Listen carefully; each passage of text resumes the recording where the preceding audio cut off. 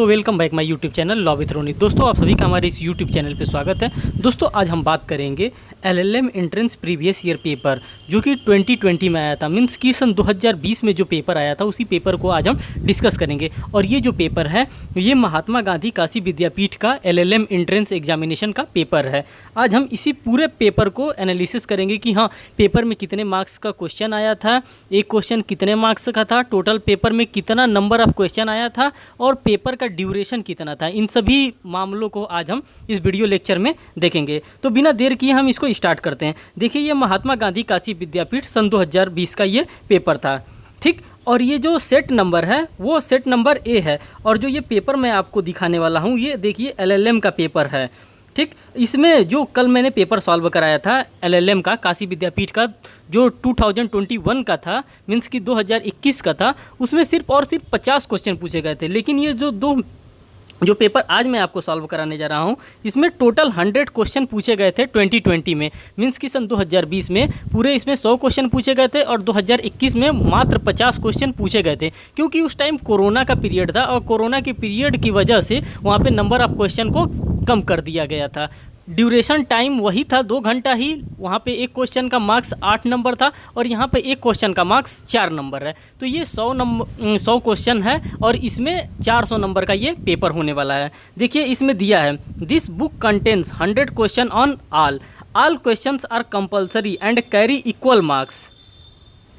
They want to any negative marking for wrong answer. ऋणात्मक मूल्यांक नहीं होंगे, इसमें भी कोई भी निगेटिव मार्किंग आपको नहीं दिया गया है। जो प्रीवियस ईयर पेपर है 2020 का, इसमें भी कोई निगेटिव मार्किंग नहीं दिया गया है। अब बिना देर किए मैं क्वेश्चन को स्टार्ट कर रहा हूँ। जो प्रीवियस ईयर पेपर है, जो इसमें फर्स्ट क्वेश्चन पूछा है, निम्न में से किसने कहा है कि भारत का संविधान उतना ही संघात्मक है जितना कि वो दयात्मक राज्यतंत्र स्थापित करता है। ऑप्शन ए दिया था doctor B R. Ambedkar, option B sir Ivor Jennings, option C professor K C. Wheare, option D sir V N. Rao. जो यहाँ पे क्वेश्चन हमारा है ये हिंदी में था, अब मैं इसको इंग्लिश में रीड कर देता हूँ। Who among the following express the view that the Indian constitution is federal as much as it established what may be called is the dual polity. Option A B R. Ambedkar, option B sir Ivor Jenning, option C K C. Wheare, option D sir V N. Rao. जो इसका हमारा correct answer होगा वो doctor B R. Ambedkar ने ये बात कही थी। बात करते हैं क्वेश्चन नंबर सेकंड की। जब क्वेश्चन सेकंड देखते हैं, ये हमारा क्वेश्चन जो है ये सेल ऑफ गुड एक्ट से आया है। माल विक्रय अधिनियम 1930 लागू हुआ। ऑप्शन ए 1 जुलाई 1930 को, ऑप्शन बी 1 जुलाई 1932 को, ऑप्शन सी 1 जुलाई 1933 को, ऑप्शन डी इनमें से कोई नहीं। जो हमारा करेक्ट आंसर होगा वो 1 जुलाई 1930 को। 1 जुलाई 1930 से माल विक्रय मतलब कि सेल्स ऑफ गुड एक्ट को लागू किया गया था। इस टाइप के क्वेश्चन पूछे गए थे। अब बात करते हैं क्वेश्चन नंबर थर्ड की। कॉपीराइट एक्ट 1957 की धारा 52 संबंधित है। ऑप्शन ए अतिलंघन से, ऑप्शन बी परफॉर्म राइट से, ऑप्शन सी रजिस्टर कॉपीराइट से, ऑप्शन डी सिविल उपचार से। जो हमारा करेक्ट आंसर होगा यहाँ पे वो करेक्ट आंसर हमारा ए होगा, अतिलंघन से संबंधित है, मीन्स की इन्फ्रिंजमेंट से संबंधित है हमारा क्वेश्चन नंबर 3 का आंसर। बात करते हैं क्वेश्चन नंबर 4 की। हिंदू विवाह अधिनियम लागू किया गया। जो हिंदू मैरिज एक्ट है वो कब से इन्फोर्सिएबल किया गया।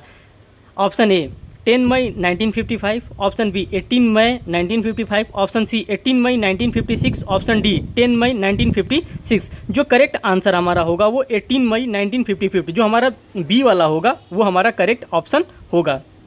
दोस्तों, आप लोगों को दिख रहा होगा नीचे एलएलएम 406 कोड नंबर इसका 406 है और 2020 का ये पेपर है, ठीक। बात करते हैं क्वेश्चन नंबर 5 की। जो क्वेश्चन नंबर 5 है ये मैच करने वाला क्वेश्चन आया है। सूची 1 तथा सूची 2 को मिलाइए और कूट की सहायता से उत्तर दर्शाइए। सूची 1 और सूची 2।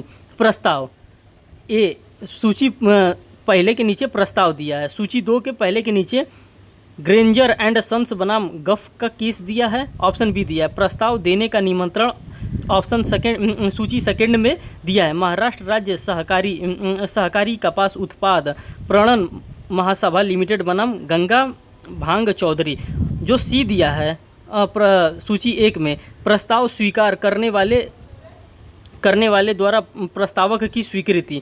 फिर इधर दिया है हेनार्थ बनाम फ्रेजर। फिर डी दिया है प्रस्ताव का प्रतिसंहरण पावेल बनाम ली का केस दिया। जो हमारा इसमें करेक्ट आंसर होगा वो हमारा करेक्ट आंसर ए होगा, क्योंकि जो ए का सेकंड करेक्ट है, बी का फर्स्ट करेक्ट है, सी का फोर्थ करेक्ट है और डी का थर्ड करेक्ट है। जो यहाँ पे हमारा करेक्ट आंसर होगा वो ए वाला ही हमारा करेक्ट आंसर होगा। बात करते हैं क्वेश्चन नंबर 6 की।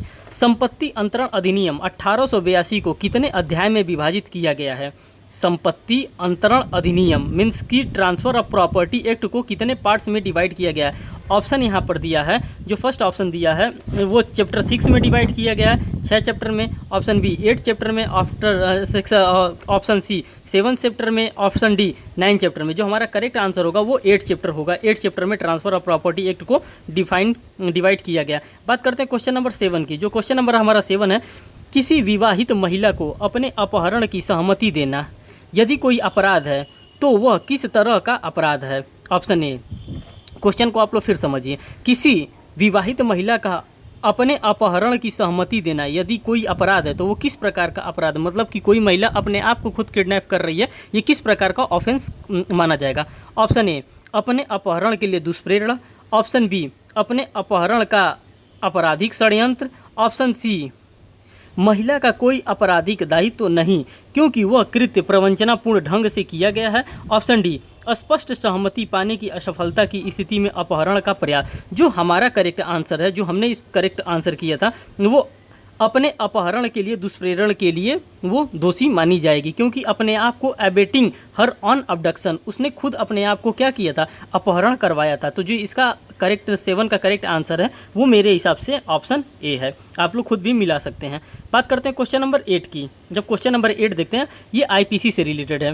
विच section of Indian penal code related to unlawful compulsory labour. जो ऑप्शन ए है हमारा सेक्शन 373 है, ऑप्शन बी है सेक्शन 374, ऑप्शन सी है 271, ऑप्शन डी है सेक्शन 273। जो हमारा करेक्ट आंसर होगा वो सेक्शन 374 यहाँ पे हमारा करेक्ट आंसर है। क्वेश्चन नंबर 9 की बात करते हैं। एक युवा व्यक्ति किसी महिला के सामने 1000 रुपये का नोट इस तरह से लहराता है मानो महिला से किसी अश्लील व्यवहार के बदले वह धन देना चाहता हो। उसे किस अपराध के लिए ये आयोजित किया जाएगा, मतलब उसे किस अपराध के लिए पनिशेबल किया जाएगा? आईपीसी की धारा 506, आईपीसी की धारा 507, आईपीसी की धारा 508 और आईपीसी की धारा 509। तो जो हमारा करेक्ट आंसर होगा यहाँ पे वो आईपीसी की धारा 509 होगा, क्योंकि किसी भी महिला को वर्ड्स के द्वारा, जेस्चर के द्वारा और इंटीमेशन के द्वारा उसको परेशान किया जाता है, उसकी मोडेस्टी को भंग किया जाता है, तो वो सेक्शन 509 आईपीसी में ही उसको कन्वर्ट किया जाता है, उसको उसी में पनिशेबल किया जाएगा। बात करते हैं क्वेश्चन नंबर 10 की। यहाँ पे दोस्तों थोड़ा सा ज़्यादा जल्दी फास्ट करने का ये पर्पज़ है क्योंकि यहाँ पे नंबर ऑफ़ क्वेश्चंस ज़्यादा हैं। कल जो नंबर ऑफ़ क्वेश्चन थे वो सिर्फ 50 थे, इसीलिए थोड़ा सा मैं स्लोली चला, लेकिन आज इसमें यहाँ पे नंबर ऑफ़ क्वेश्चन जो है वो 100 है, इसलिए थोड़ा सा मैं इसको फास्ट चल रहा हूँ। बात करते हैं क्वेश्चन नंबर 10 की। जो हमारा क्वेश्चन नंबर 10 है, ट्रेडमार्क एक्ट 1999 मतलब ट्रेडमार्क अधिनियम 1999 के अंतर्गत संग्रहित चिन्ह परिभाषित है। ऑप्शन ए, धारा 2 सब क्लॉज 1 के ख में। ऑप्शन बी, धारा 2 सब क्लॉज 1 के ऑप्शन घ में।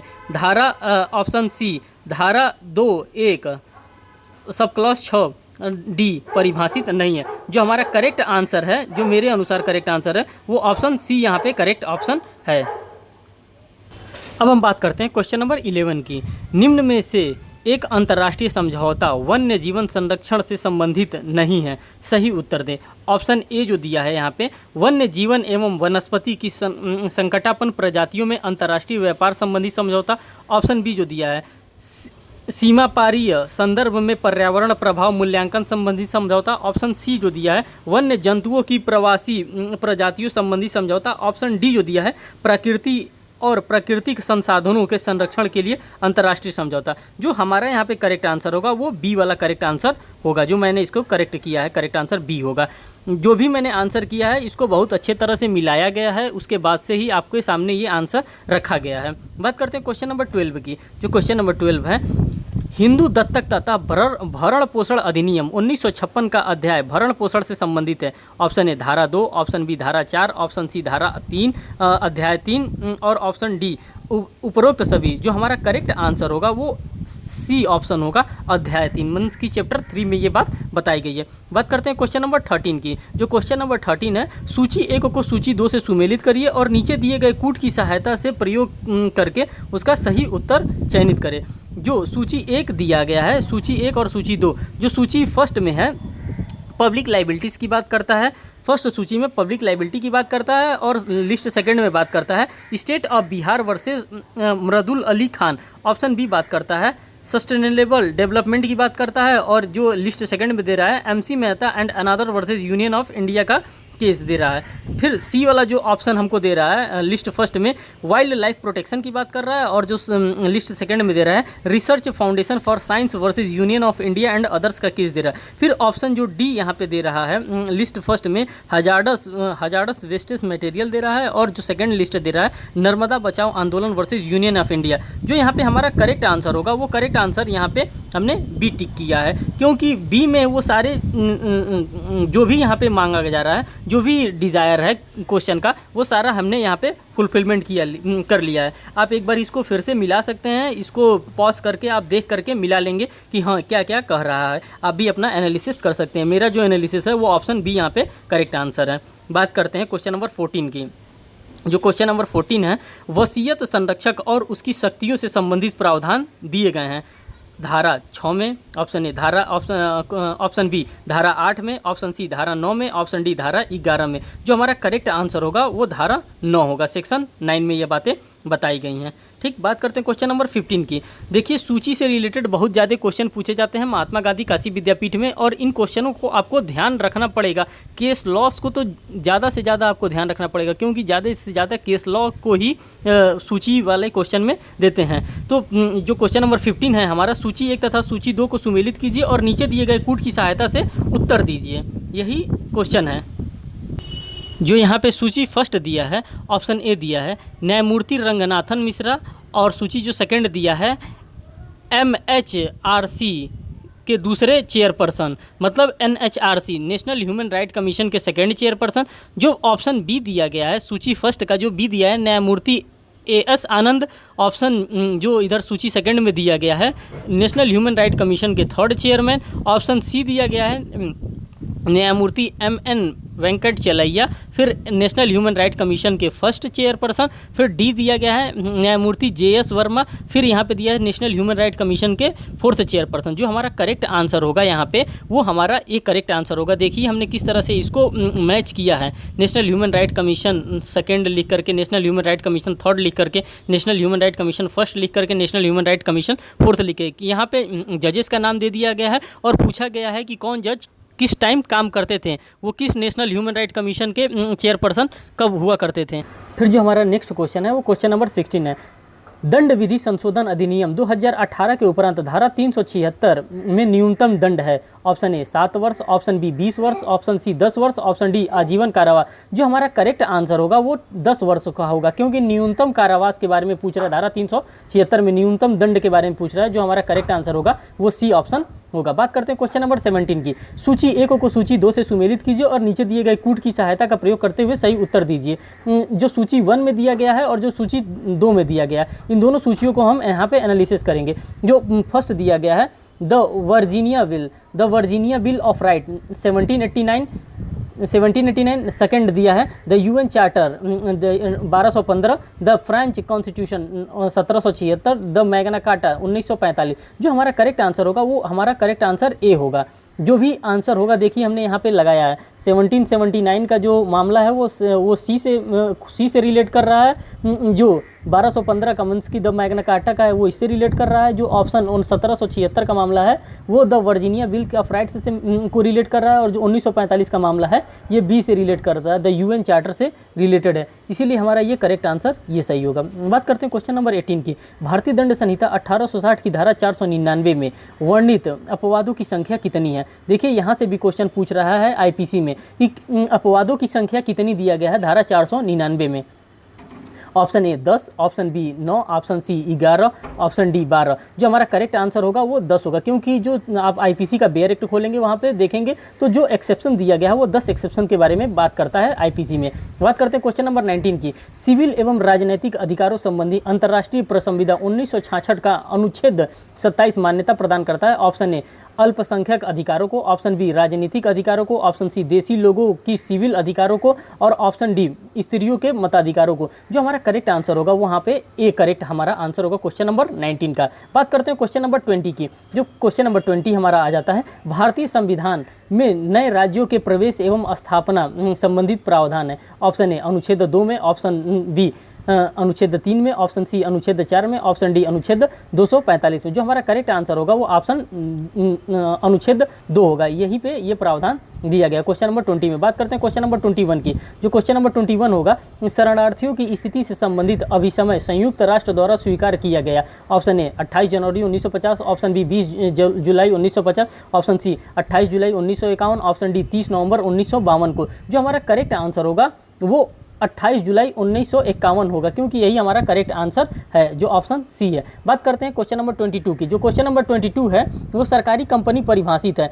ऑप्शन ए धारा 2 के सब क्लास 45 में, धारा 2 के, ऑप्शन बी धारा 2 के सब क्लास 46 में, ऑप्शन सी धारा 2 के सब क्लास 48 में, ऑप्शन डी धारा 2 के सब क्लास 50 में। देखिए यहाँ से भी क्वेश्चन पूछा जाता है, जो हमारा करेक्ट आंसर होगा वो हमारा धारा 2 सब क्लास 45 यही सही आंसर होगा, हमारा करेक्ट आंसर होगा। फिर बात करते हैं क्वेश्चन नंबर 23 की। जो क्वेश्चन नंबर 23 है, देशी लोगों के अधिकारों संबंधी संयुक्त राष्ट्र घोषणा को महासभा के द्वारा स्वीकार किया गया था। ऑप्शन ए 13 सितंबर 2005 को, ऑप्शन बी 13 अप्रैल 2006 को, ऑप्शन सी 13 सितंबर 2007 को, ऑप्शन डी 13 नवंबर 2008 को। जो हमारा करेक्ट ऑप्शन होगा वो 13 सितंबर 2007 ही हमारा करेक्ट आंसर होगा। बात करते हैं क्वेश्चन नंबर 24 की। पेटेंट अधिनियम 1970 की निम्न धारा में पेटेंट शब्दावली परिभाषित है। जो ये पेटेंट शब्दावली की बात की जा रही है उसको परिभाषित के बारे में यहाँ पे बात किया जा रहा है। जो ऑप्शन ए हमारा करेक्ट होगा, जो ऑप्शन ए होगा सेक्शन 2 सब क्लॉज 1 का सब क्लॉज डी होगा, ऑप्शन बी सेक्शन 2 का सब क्लॉज 1 का बी होगा, ऑप्शन सी सेक्शन 2 का 1 का ए होगा, नन ऑफ दी एबोव होगा। जो हमारा करेक्ट आंसर होगा वो यहाँ पे हमने नन ऑफ द एबोव लगाया है। बात करते हैं क्वेश्चन नंबर 25 की। जो भी क्वेश्चन नंबर 25 है वो मैच करने वाला है, match the list of first and second, list match करने वाला है। Muir of Brandford versus Pickles, और इधर लिस्ट सेकंड में जो दिया है first, consumer can bring and action against manufacturer, B बता रहा है ड्रोनोगू बनाम स्टेवेंसन। और जो इधर लिस्ट सेकंड में दिया है, a hotel with high charges were expected to take away high degree of care to its visitors. जो यहाँ पे सी दिया है cloth Manchester East India limited hotels. और जो यहाँ पे जो लिस्ट सेकंड में दिया गया है, स्वयंवादी को चोट के भय के लिए स्नायविक आघात को माना गया है। और फिर जो डी दिया है Dulin versus White and Sons. और जो इधर लिस्ट बी में दिया गया है, if there is no damage to the legal right action does not lie even for malicious act. जो हमारा करेक्ट आंसर होगा, यहाँ पे हमने करेक्ट आंसर जो भी लगाया है वो डी वाला लगाया है, क्योंकि डी वाला ही हमको यहाँ पे करेक्ट ऑप्शन लग रहा था। आप लोग भी अपना आंसर मैच कर सकते हैं। बात करते हैं क्वेश्चन नंबर 26 की। भारतीय संविधान के अनुच्छेद को सेफ्टी वाल कहा जाता है। किस अनुच्छेद को सेफ्टी वाल कहा जाता है? ऑप्शन ए धारा 356 को, ऑप्शन बी धारा 352 को, ऑप्शन सी धारा 32 को, ऑप्शन डी धारा 21 को। जो हमारा करेक्ट आंसर होगा धारा 356 को सेफ्टी वाल कहा जाता है। बात करते हैं क्वेश्चन नंबर 27 की।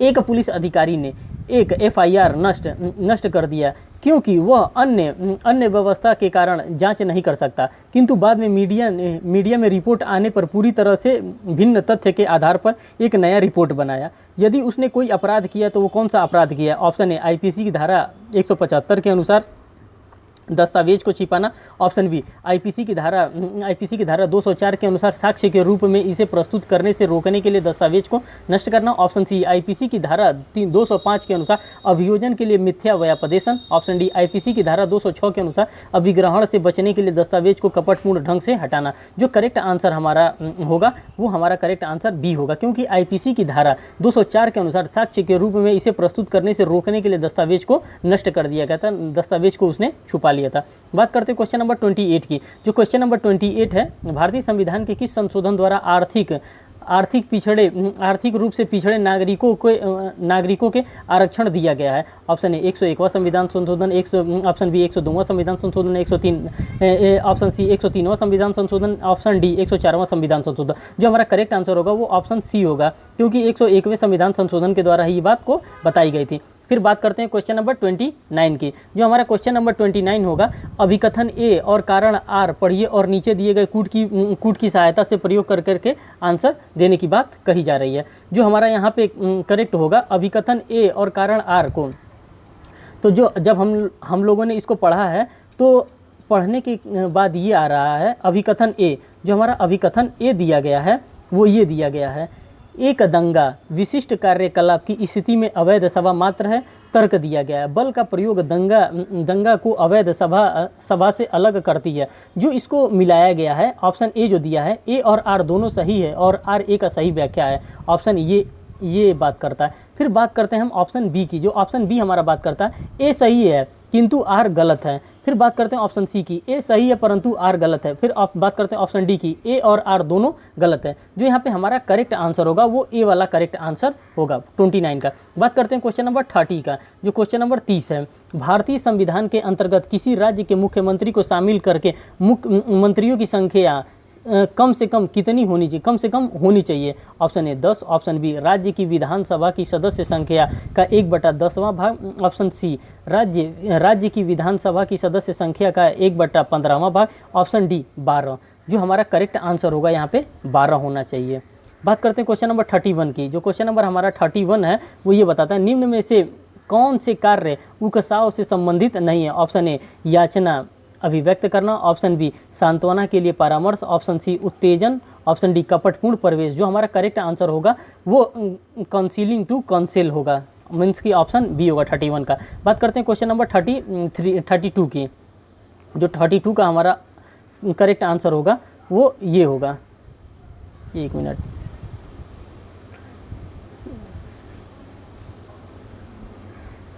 संविदा अधिनियम 1872 की कौन सी धारा अभिकरण को परिभाषित करती है? ऑप्शन ए धारा 182, ऑप्शन बी धारा 183, धारा सी 184, ऑप्शन डी परिभाषित नहीं करती है। जो करेक्ट आंसर होगा हमारे अनुसार वो ऑप्शन डी होगा, परिभाषित नहीं करती। बात करते हैं क्वेश्चन नंबर 33 के बारे में।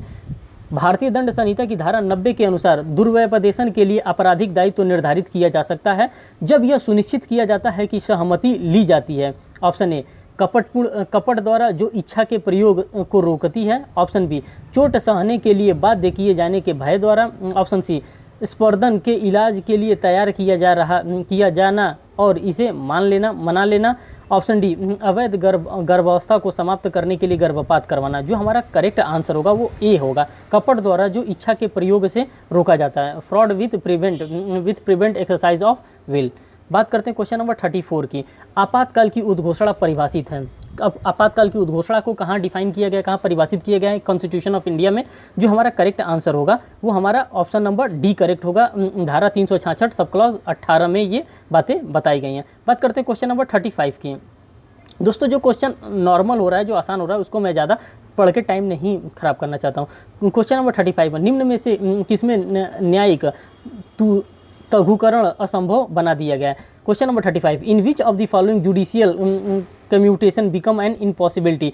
Option A double murder, option B sedition, option C gang rape followed by homicide, option D refugee committee a crime in India. जो हमारा करेक्ट आंसर होगा वो सी होगा, gang rape followed by the homicide की बात करता है। बात करते हैं क्वेश्चन नंबर 36 की। जो हमारा क्वेश्चन नंबर 36 है, यहाँ पे ये दिया है संविदा अधिनियम 1872 की धारा चलत प्रत्याभूति से संबंधित है। ऑप्शन ए धारा 129, ऑप्शन बी धारा 130, ऑप्शन सी धारा 131, ऑप्शन डी ए और बी दोनों। जो हमारा करेक्ट आंसर होगा वो डी होगा, क्योंकि यहाँ पे दोनों सही बात बताई जा रही हैं। बात करते हैं क्वेश्चन नंबर 37 का। जो ये भी सूची से रिलेटेड मामला है, सूची 1 को सूची 2 से मिलाइए। दिल्ली में ब्रिटिश एवरेज की यात्रा करता हुआ व्यक्ति सूची 2 में दिया है, देश जिसके जलीय अधिकार क्षेत्र में हो। फिर बात करते हैं ऑप्शन बी की, लिस्ट बी की, Indian travelling in Air India at Pakistan, जो लिस्ट सेकंड में दिया है, India having its extra territorial jurisdiction. फिर जो सी है, representing sovereign an unrecognised state, जो लिस्ट सेकंड में दिया है, India provided he is an Indian nation. Option जो डी दिया है, a man while in vogue with his Indian wife. और जो लिस्ट सेकंड में दिया गया है, immunity by virtue of conversation. जो यहाँ पे करेक्ट आंसर है वो हमारा ए करेक्ट आंसर है, क्योंकि ए का फर्स्ट सही है, बी का सेकंड सही है, सी का थर्ड सही है और सी का फोर्थ सही है और डी का थर्ड सही है। जो हमारा आंसर होगा वो सेकंड सही है।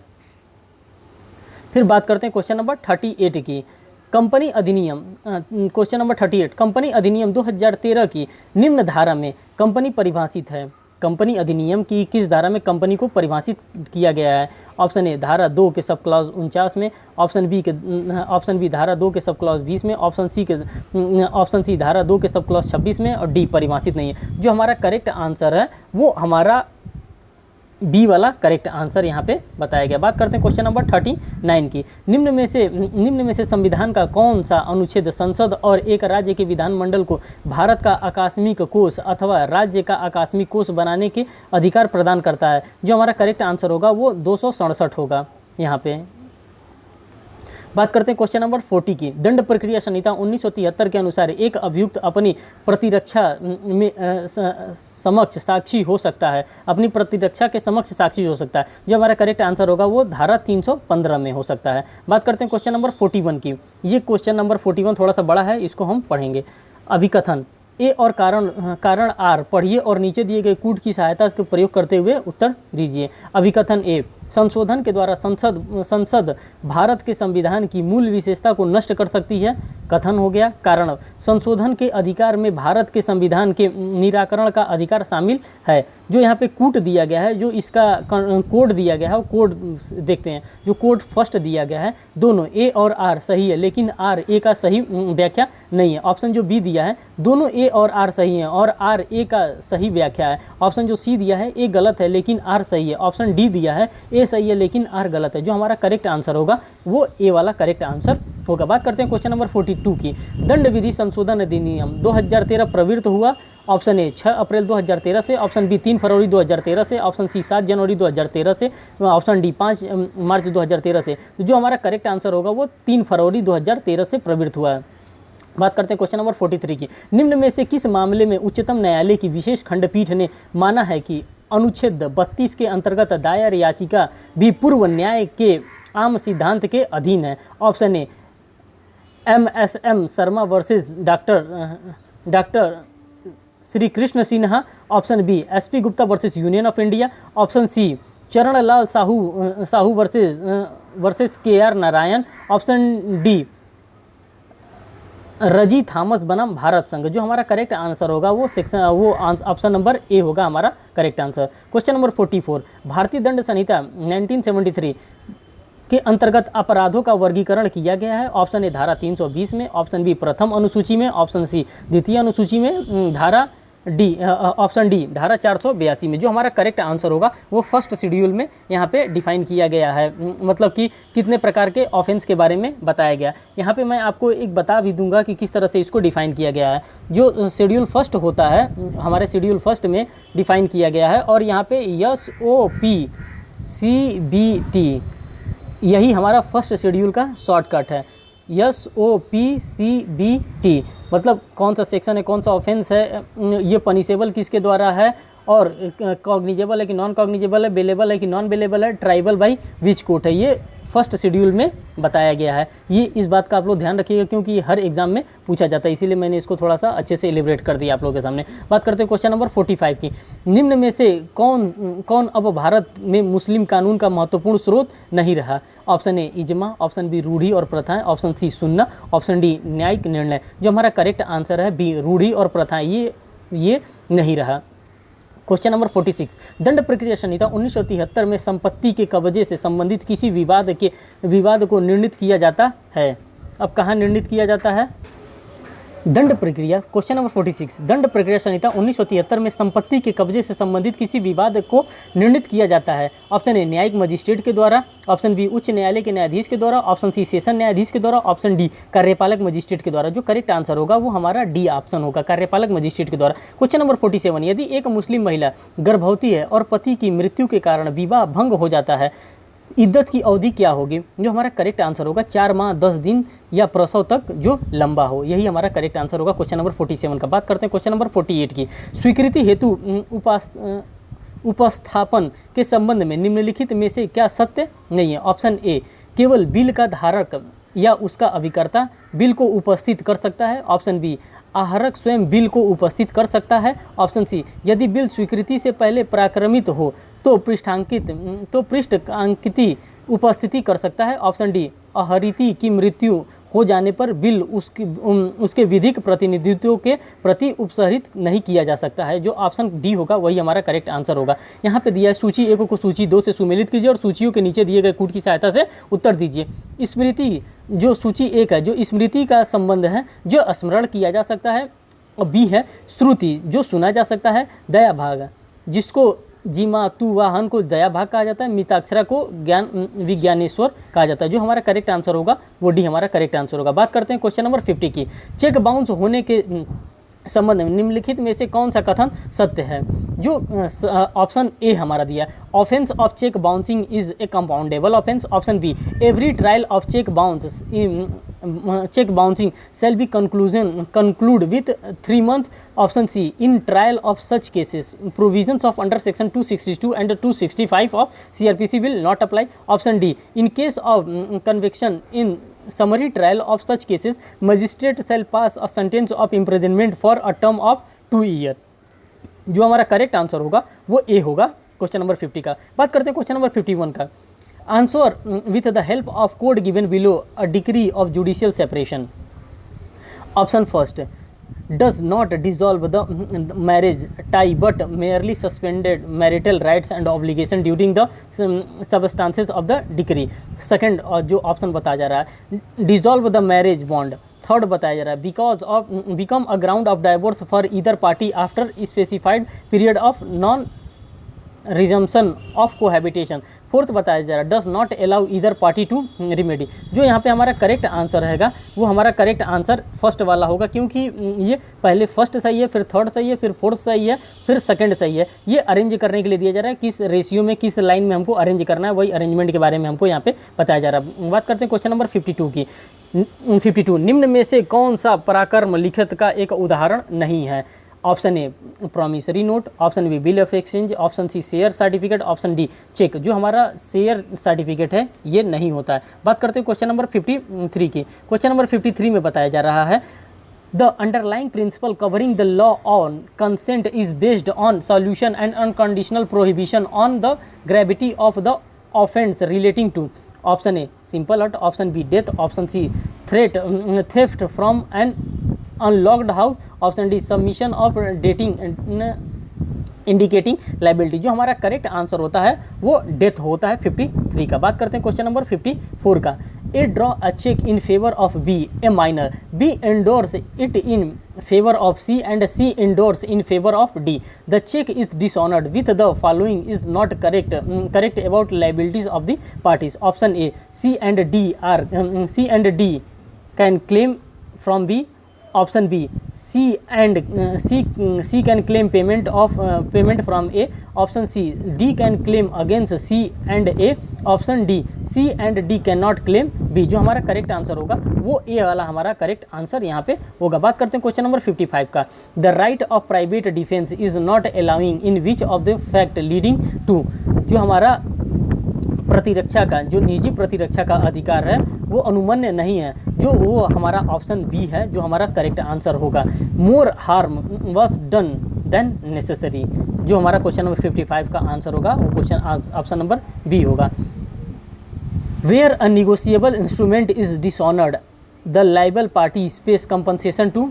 Option A, holder. Option B, bank. Option C, endorse. Option C, court. जो हमारा करेक्ट आंसर होगा वो धारक को पेमेंट किया जाता है। बात करते हैं क्वेश्चन नंबर 57 का।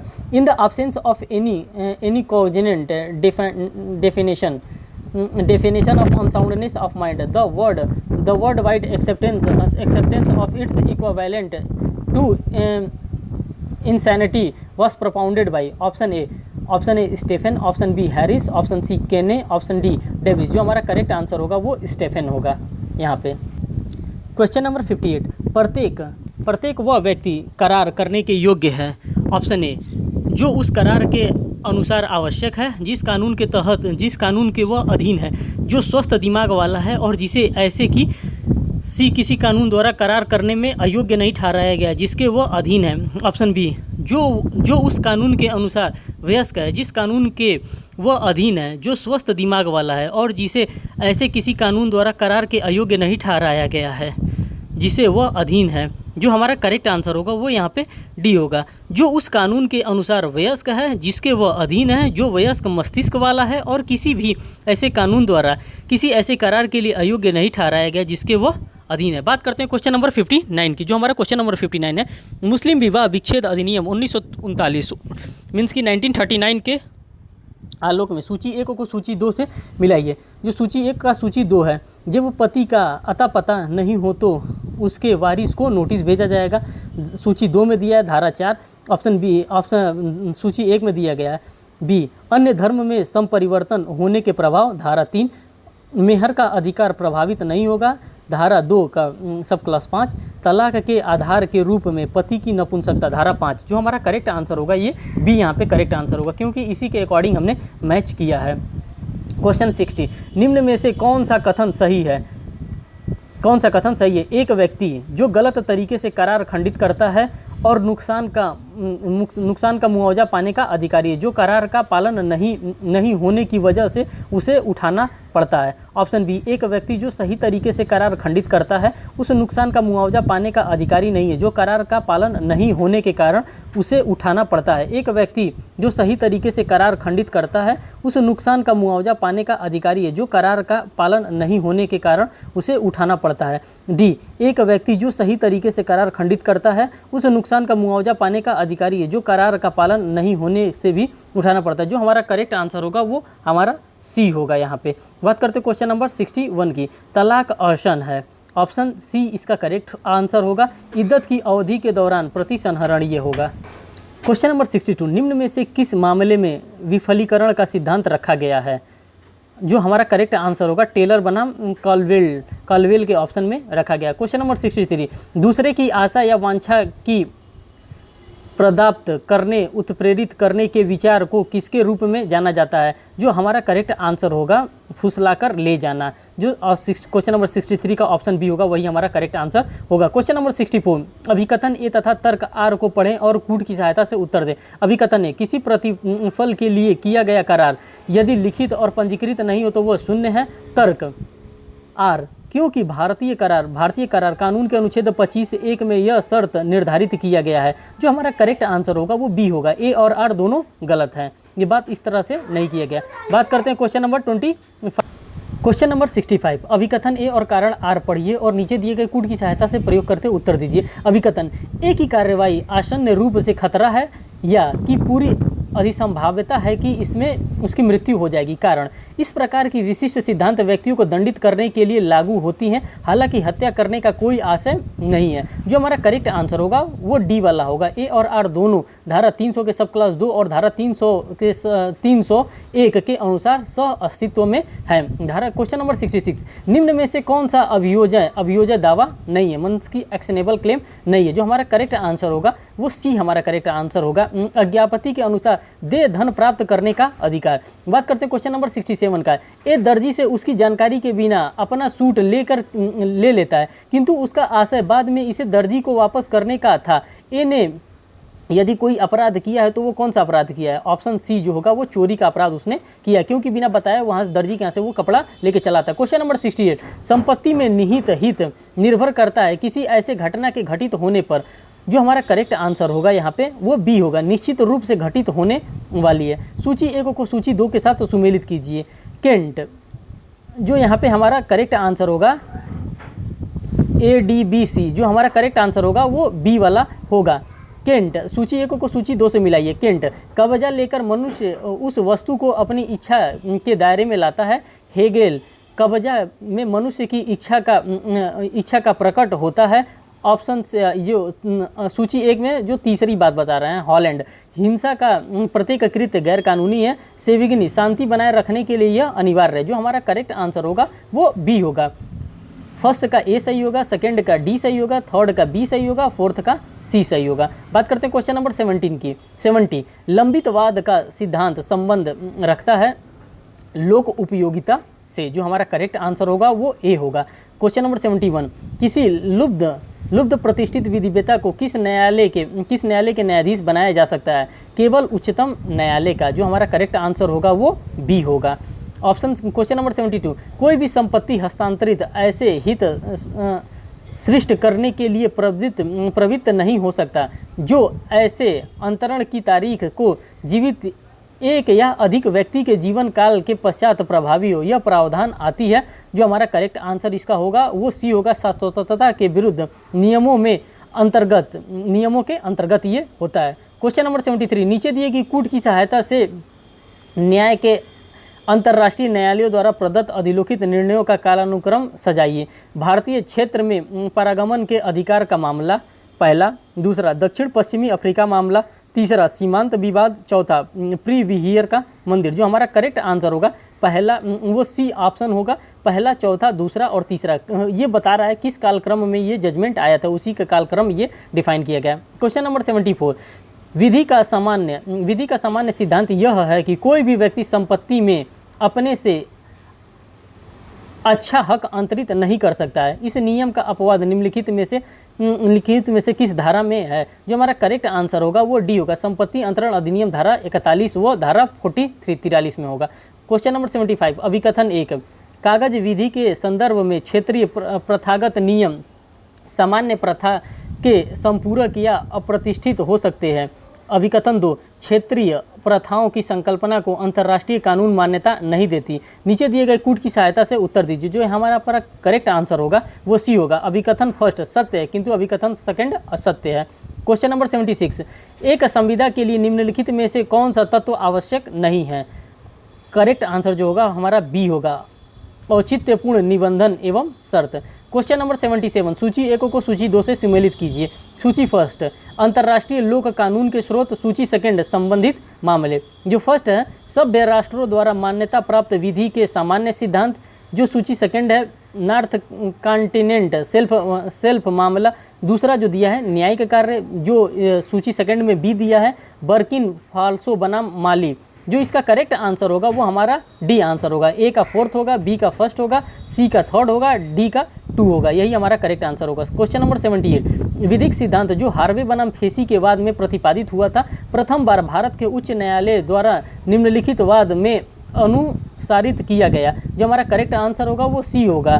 DI मैक पर्सन बनाम MN अपन्ना का यही मामला जो हमारा होगा वो करेक्ट होगा। बात करते हैं क्वेश्चन नंबर 79, मिथ्या in the tort of Salander is in essential that some special damages has been resulted from the uses of word by the defendant. In which of the following cases an action of Salander may be maintained without proof of special marriage? Answer using the code. First जो दिया है, word imputing criminal offence to the plaintiff. Second दिया है, word imputing to the plaintiff that he has an infectious diseases. Third दिया है, word prejudices the plaintiff in his officer profession etcetera. Fourth दिया है, word imputing unchastity to a women. जो हमारा correct answer होगा वो डी हमारा correct answer होगा।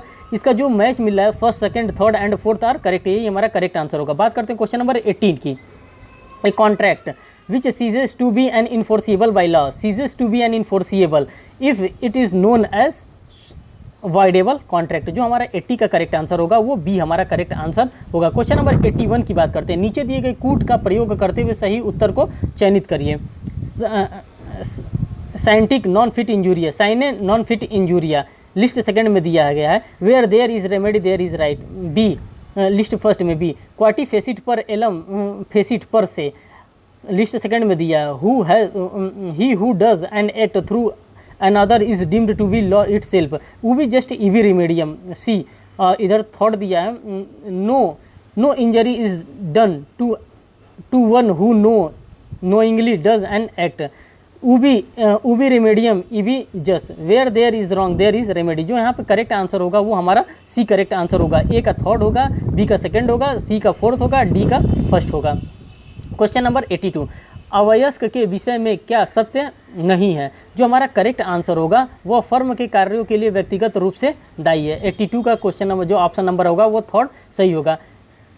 विच of the following is an effective defence in the tort of nuisance. जो हमारा करेक्ट आंसर होगा वो यहाँ पे हम करेक्ट आंसर आपको बताना चाहेंगे, लेकिन उसमें थोड़ा सा कन्फ्यूजन है। जो हमने लगाया है वो सी लगाया है, सेचुरेटरी अथॉरिटी लगाया है।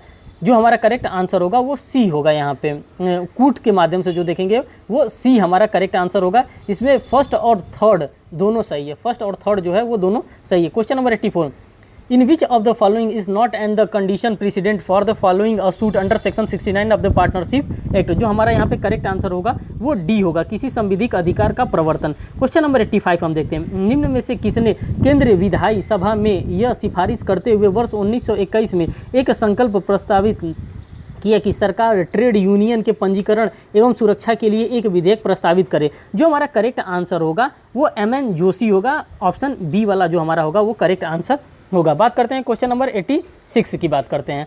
विच of the following is not essential ingredients of holding out under section 28 of the partnership act. जो हमारा करेक्ट आंसर होगा वो डी होगा, रिप्रेजेंटिंग विदाउट नॉलेज। बात करते हैं क्वेश्चन नंबर 87 का। Works committee under the industrial dispute act shall be substituted by an industrial resolution committee to promote in house dispute settlement. The recommendation was made by. जो correct answer होगा हमारा वो C होगा, national commission of labour 2002 का। Question number 88, permanent court और arbitration was established in 1990। 1900 में इसको established किया गया था। 88 का ऑप्शन ए हमारा करेक्ट आंसर होगा। फिर 89 का, who is the protector who is protected workman under the industrial dispute act. Answer from the courts given below. जो हमारा करेक्ट आंसर होगा यहाँ पे वो हमने फर्स्ट लगाया है, ऑप्शन ए लगाया है, फर्स्ट मतलब लगाया है। जो इसके कोड से हम देखते हैं, जो इसका कोड होगा वो 3 और 4 ये दोनों करेक्ट आंसर होंगे हमारे। बात करते हैं क्वेश्चन नंबर 19 का। 90, section 25A was inserted in CRPC by which of the following amendment. ये जो हमारा है वो 2005 के एक्ट से आया था। ऑप्शन बी इसका करेक्ट आंसर होगा। लोक न्याय के निर्वहन में निम्नलिखित में से कौन सा वक्तव्य मिथ्या साक्ष्य नहीं है। ऑप्शन ए जो है हमारा करेक्ट आंसर है, उकसाने के प्रभाव में दिया गया मिथ्या बयान। Question number 92, which one of the following section of CRPC provides that a person once convicted और acquitted shall not be tried against for the same offence. Section 300 का सब क्लॉज 1 में ये बातें बताई गई हैं CRPC के। Question number 93, an unlawful assembly is a particular state of activity accompanied by the use of force or violence, right, but it does not include. Option C is the correct option. Person assemble for lawful purpose but started quarreling without any previous intention. Option C is the correct option. Question number 94, the decree or order may by small causes court are revised by the option B correct answer होगा high court. Question number 95, the real end abiding concern of the dignity of the human life was decided in the case of. Option D जो होगा वो correct answer होगा, Bachan Singh versus state of Punjab. बात करते हैं question number 96 के। The idea of ombudsman was first suggested by who among the following. जो यहाँ पे ऑप्शन करेक्ट होगा वो मोतीलाल चीमनलाल शीतलवाड़, मोतीलाल चीमनलाल शीतलवाड़। जो 96 का करेक्ट आंसर होगा डी होगा। सशर्त विक्रय द्वारा बंधक है, ऑप्शन बी जो होगा बंधक वो करेक्ट आंसर होगा। 98, writ of quo warranto can be filed by. Option C is the correct answer, any private person whether aggrieved or not. Question number 99, प्रतिषेध रिट किसके विरुद्ध जारी नहीं किया जा सकता है। ऑप्शन जो हमारा करेक्ट है वो कार्यकारी निकाय मीन्स की एग्जीक्यूटिव बॉडी के खिलाफ नहीं किया जा सकता। जो लास्ट क्वेश्चन है हमारा महात्मा गांधी काशी विद्यापीठ के पेपर का वो 100 number question, the action of administrative tribunal is concerned as, जो इसका करेक्ट आंसर होगा वो क्वासी जुडिशियल होगा। दोस्तों जितने भी क्वेश्चन थे 38 पेज नंबर तक, वो सभी क्वेश्चन को मैंने आज आप लोगों के सामने करा दिए, जो कि ये रिलेटेड है, जितने भी क्वेश्चन रिलेटेड है ये सब महात्मा गांधी काशी विद्यापीठ से रिलेटेड क्वेश्चन थे। इसी के एंट्रेंस एग्जाम में क्वेश्चन पूछे जाते हैं, और सिर्फ ये महात्मा गांधी काशी विद्यापीठ में नहीं पूछे जाते, बल्कि जितने भी एंट्रेंस के एग्जाम होते हैं उन सभी एंट्रेंस एग्जामों में इसी टाइप के क्वेश्चन पूछे जाते हैं। अभी मैं इलाहाबाद यूनिवर्सिटी का सॉल्व कराऊंगा, क्योंकि उसका तो पेपर मिलता नहीं है इलाहाबाद यूनिवर्सिटी का। अगर मैं BHU का सॉल्व कराऊँ, इलाहाबाद यूनिवर्सिटी का सॉल्व कराऊँ, गोरखपुर यूनिवर्सिटी का सॉल्व कराऊँ, चाहे बाबा साहेब भीमराव अम्बेडकर लखनऊ यूनिवर्सिटी का सॉल्व कराऊँ, किसी भी यूनिवर्सिटी का पेपर सॉल्व कराऊँ, इसी पैटर्न पे क्वेश्चन आता है। सिर्फ ये एक मॉडल क्वेश्चन पेपर था, इसी पैटर्न पे सारे क्वेश्चंस हमारे एग्जामिनेशन में आते हैं। अगर इस लेवल की हमारी प्रिपरेशन है तो हम अपने क्वेश्चन को और अच्छे से कर सकते हैं। दोस्तों वीडियो को वॉच करने के लिए बहुत बहुत धन्यवाद। नेक्स्ट वीडियो में बहुत जल्दी आप लोगों के सामने लाऊंगा। धन्यवाद, थैंक यू।